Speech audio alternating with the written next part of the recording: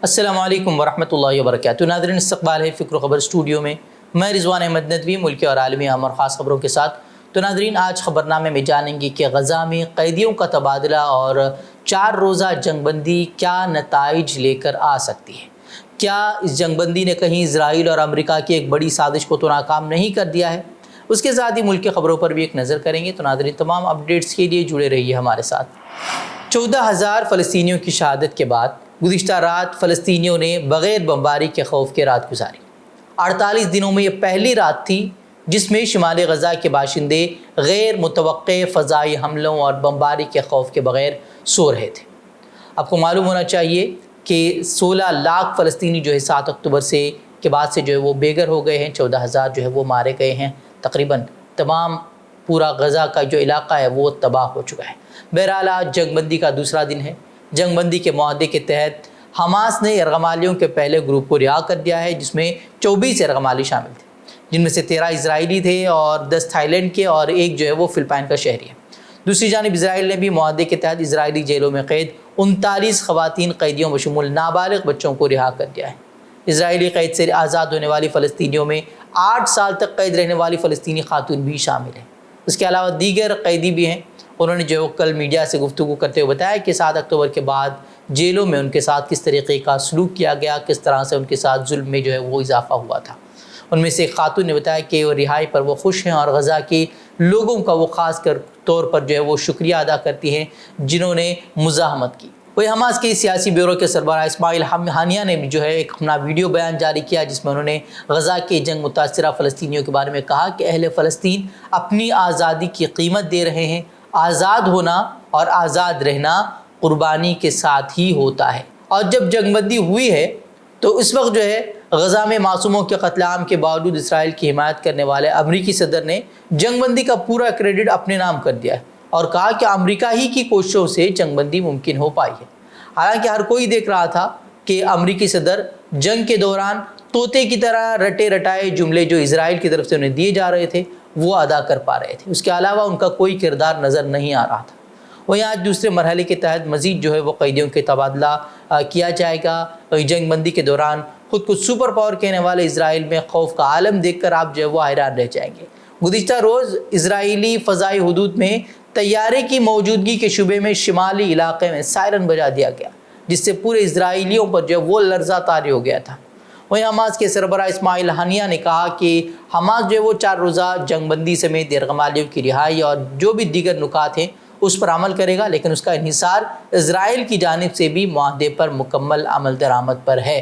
बहरहाल जो कुछ हो रहा है, अगर इन 4 दिनों में मुआहदे की खिलाफ वर्जी होती है तो फिर से जो है वो जंग में तेज़ी के इम्कानात ज़ाहिर हो रहे हैं और सब कुछ सही रहा, यानी कि जंगबंदी के मुआहदे पर अमल दरामद दोनों तरफ से जारी रहता है और तमाम मुआहदों की पासदारी होती है, तो फिर हो सकता है कि यह आर्जी जंग मुस्तकिल जंगबंदी की तरफ बढ़ जाएगी। क्योंकि अब जो जवाब इजराइल पेश कर रहा है कि हमास के पास उसके असीर हैं और उन्हें दिफा का हक़ हासिल है, ये वो हर तरह के बयान उनकी तरफ से जारी हो रहे हैं। और अब जब कैदी रिहा हो जाएंगे तो उनका वो जवाब भी जो है वो लंगड़ा जवाब जो है वो भी ख़त्म हो जाएगा। जबकि आलमी ममालिक पर उनकी आवाम का अब दबाव भी है कि वो इसराइल पर जंगबंदी का दबाव डालें और आलमी ममालिक की भी अब मजबूरी हो गई है कि वो इसराइल पर जंगबंदी के मुआहदे पर अमल दरामद पर दबाव डालें। तो ऐसे में अगर जब मज़ीद कैदियों की रिहाई हो जाएगी तो फिर इजरायली जारियत के लिए जिस मुद्दे को जवाज़ बनाया जा रहा है वो भी जो है वो ख़त्म हो जाएगा। और अब मज़ीद फिर इसराइल कुछ ऐसा करे जिससे कि जंग तूल पकड़े तो फिर ये साफ़ है कि आलमी ममालिक का साथ छूटना वो तकरीबन जो है वो तय है। कहीं आलमी दबाव की बात चल रही है तो बहुत सी पेशरफ्त हुई है जिसने इसराइल को थप्पड़ रसीद करने का काम किया है। कई ममालिक ने पहले ही इसराइल के साथ ताल्लुकात तोड़ने का ऐलान किया था। अब बार्सिलोना ने भी कह दिया है कि मुकम्मल जंगबंदी तक वो भी इसराइल के साथ ताल्लुकात रखना नहीं चाहते और कहा कि हमारा मकसद खित्ते में देरपा अमन में मरकज़ी रुकावट फ़लस्तीनी इलाकों पर कब्ज़ा और शहरियों को हुकूक न देना है। वहीं दुनिया भर में काबिल इसराइलियों के ख़िलाफ़ मुज़ाहरों का सिलसिला भी जारी है, लेकिन क्यूबा में जो है कुछ अलग ही मंजर देखने को मिला। यहाँ इजरायली जारियत के ख़िलाफ़ ख़ुद क्यूबा के सदर की क़ियादत में फ़लस्तीनियों की हिमायत में जो है वो रैली निकाली गई, जिसमें शहरियों की बड़ी तादाद ने जोश व खरोश के साथ शिरकत की। रैली के शुरका ने फ़लस्तीनी झंडे और बैनर्स उठा रखे थे جن میں غزہ پر بمباری بند کرنے اور اسرائیل کے خلاف جنگی جرائم کی تحقیقات کا مطالبہ کیا گیا تھا۔ اور جب ریلی امریکی سفارت خانے کے قریب پہنچی تو پھر شرکاء نے امریکہ کے خلاف بھی نعرے بازی کر دی۔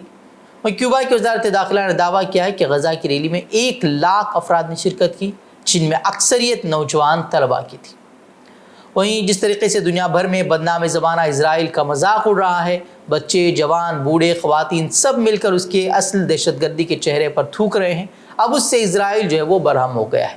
گزشتہ روز اسپین اور بیلجیم نے بھی اسرائیل کو بچوں کا قاتل کہہ کر مخاطب کیا تھا، تو اب اسرائیل نے بیلجیم اور اسپین کے سفیروں کو طلب کیا ہے۔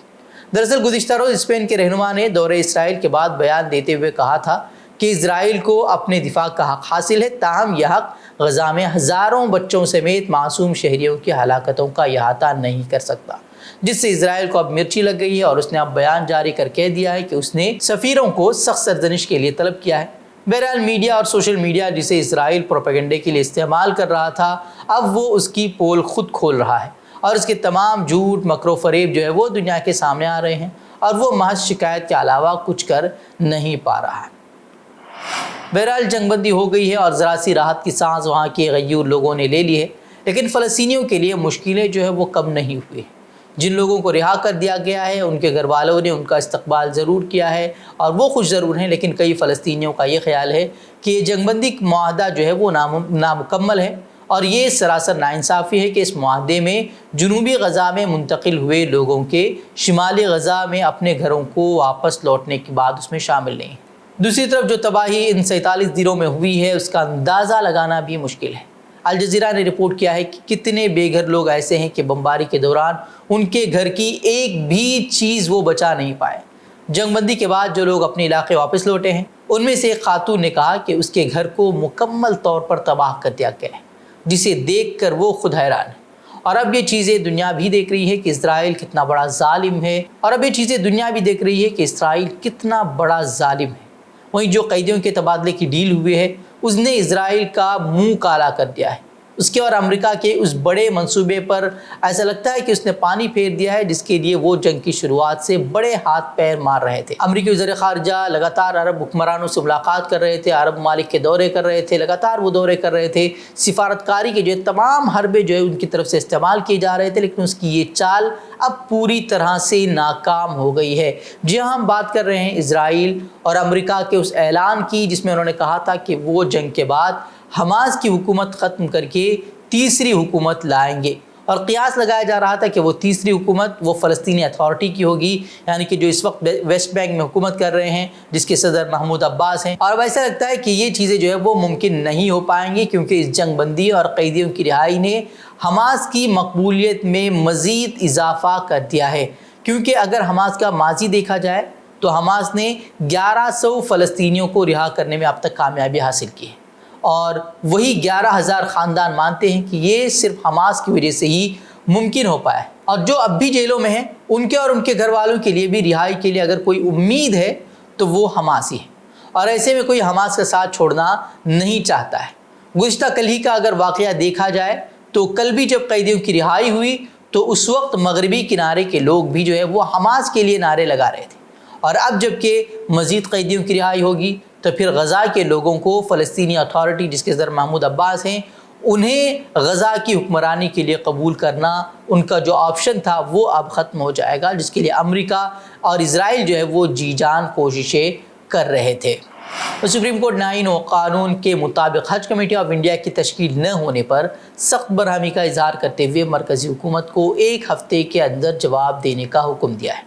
عہدے کی سپریم کورٹ میں چیف جسٹس چندرچوڑ کی سربراہی والی بینچ نے اس سال مارچ میں سماعت میں وزارت اقلیتی امور کو ہدایت دی تھی کہ وہ 3 ماہ کے اندر حج ایکٹ 2002 کی دفعہ 4 اور 17 کے تحت حج کمیٹی کی تشکیل کا عمل مکمل کر لے۔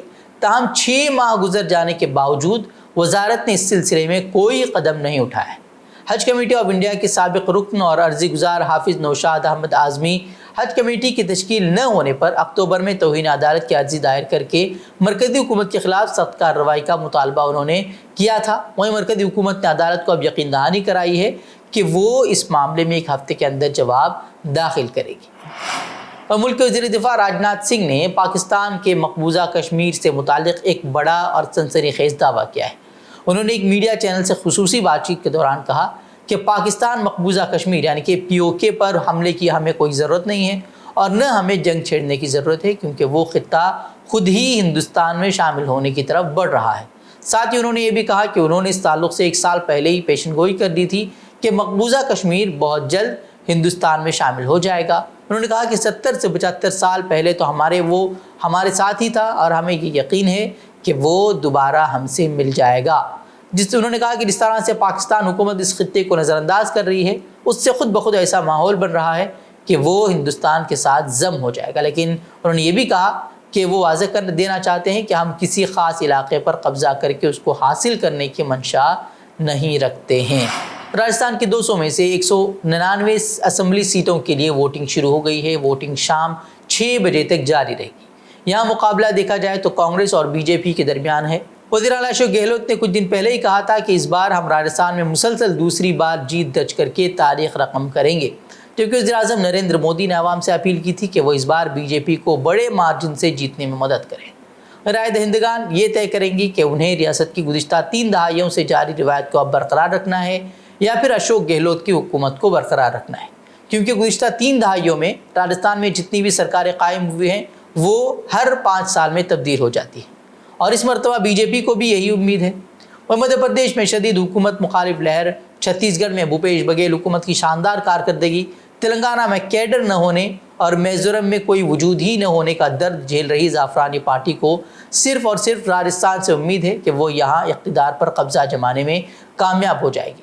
لیکن یہاں اس کے سامنے سب سے بڑا سوال یہ ہے کہ وہ گہلوت کے مقابلے میں کسی بھی لیڈر کو پیش نہیں کر سکی ہے۔ وسندھرا راجے کو پیش کیا جا سکتا تھا، لیکن پارٹی نے اس مرتبہ انہیں بری طرح سے وہ نظر انداز کر دیا، جس کا خمیازہ انہیں بھگتنا پڑ سکتا ہے۔ وہیں پارٹی نے دیگر انتخابات کی طرح راجستھان میں بھی وزیر اعظم کے چہرے کو سامنے رکھ کر ہی انتخاب لڑنے کی کوشش کی ہے، لیکن امکان ہے کہ وہ اس داؤ میں ناکام ہو جائے گی، کیونکہ پارٹی کو اس کا تجربہ کرناٹک سمیت متعدد ریاستوں میں اب ہو چکا ہے۔ جہاں تک کانگریس کی بات ہے تو اس نے ریاستی لیڈرشپ پر دھیان مرکوز رکھتے ہوئے اپنی انتخابی مہم چلائی ہے، اور اسے امید ہے کہ اس کی ضمانتوں کی وجہ سے ووٹرز اس بار دوبارہ اس پر بھروسہ کرتے ہوئے 3 دہائی پرانی روایت توڑ دیں گے اور حکومت کو برقرار رکھیں گے۔ لیکن کیا ہوگا یہ تو اب ووٹروں کو ہی طے کرنا ہے، اور 3 دسمبر کو ہی تمام چیزیں وہ واضح ہو جائے گی۔ اتراکھنڈ کے اترکاشی میں ٹنل میں 14 دنوں سے پھنسے 41 مزدوروں کو نکالنے کے لیے ریسکیو آپریشن جنگی بنیادوں پر جاری ہے، تاہم ابھی تک ایک بھی مزدور کو نکالا نہیں جا سکا ہے۔ ڈرلنگ کے لیے استعمال ہونے والی امریکی ساختہ مشین کے راستے میں بار بار آنے والی رکاوٹوں کی وجہ سے آپریشن میں مصروف NDRF اب روایتی طریقے سے ہاتھ سے ڈرلنگ کے آپشن پر وہ غور کر رہا ہے۔ 47 میٹر کی ڈرلنگ مکمل ہو چکی ہے، مزید وہ 10 میٹر ڈرلنگ کی جانی ہے۔ اس کے لیے ریسکیو آپریشن میں مصروف ایجنسیوں کے اہلکار کھدائی کے لیے استعمال ہونے والی روایتی اوزار جیسے ہتھوڑا ہے، سبل ہے، گیس کٹر مشین ہے اور عام آلات ہے، اس کے ساتھ اترنے کی وہ تیاری کر رہے ہیں۔ اڈانی ہنڈنبرگ معاملے پر سپریم کورٹ میں اہم سماعت ہوئی ہے، جس کے بعد عدالت عظمیٰ نے فیصلہ محفوظ رکھ لیا ہے۔ ساتھ ہی عدالت نے سبھی فریقین سے تحریری دلیلیں 27 نومبر تک جمع کرنے کو کہا ہے۔ وہیں سماعت کے دوران chief justice of India DY Chandrachud نے کہا کہ سیبی کو صرف میڈیا رپورٹس کی بنیاد پر کسی چیز کی جانچ کرنے کی ہدایت نہیں دی جا سکتی۔ اپنے بیان میں چیف جسٹس چندرچوڑ نے کہا کہ وہ کسی بھی میڈیا آؤٹ لیٹ کی صداقت کو بدنام نہیں کر رہے، لیکن میڈیا رپورٹس سیبی کی جانچ کی طرح جانچ کے اہل نہیں ہے۔ چیف جسٹس آف انڈیا کا یہ بیان سینئر ایڈوکیٹ پرشانت بھوشن کے ان الزامات کے بعد آیا ہے جس میں انہوں نے کہا تھا کہ سیبی نے کچھ میڈیا اداروں کی طرف سے اڈانی کے بارے میں شائع کردہ قابل اعتراض خبروں پر کارروائی نہیں کی تھی۔ بھوشن نے بھی الزام لگایا تھا کہ اگر میڈیا گروپ کو اڈانی گروپ کے خلاف دستاویزات مل سکتے ہیں تو سیبی بھی اسے آسانی سے حاصل کر سکتا ہے، لیکن اب جسٹس DY چندرچوڑ نے کہا ہے کہ وہ صرف میڈیا رپورٹس کو بنیاد بنا کر کسی چیز کی جانچ کرنے کی ہدایت نہیں دے سکتی۔ اب آگے کیا ہوگا، کیا فیصلہ سپریم کورٹ کی طرف سے آئے گا، یہ تو آنے والا وقت ہی بتائے گا۔ UP حکومت نے فیصلہ کیا ہے کہ وہ ریاست میں 25 نومبر کو مذبح اور سلاٹر ہاؤس اور گوشت کی دکانوں کو بند رکھے گی، لہذا ریاست میں 25 نومبر یعنی کہ آج تمام گوشت کی دکانیں وہ بند ہیں۔ اس سلسلے میں جاری حکم نامے میں کہا گیا ہے کہ عظیم شخصیتوں اور عدم تشدد کے نظریات کی نمائندگی کرنے والی شخصیات کے یوم پیدائش کے موقع پر اور کچھ مذہبی تہواروں کو یوم عدم تشدد کے طور پر منایا جاتا ہے۔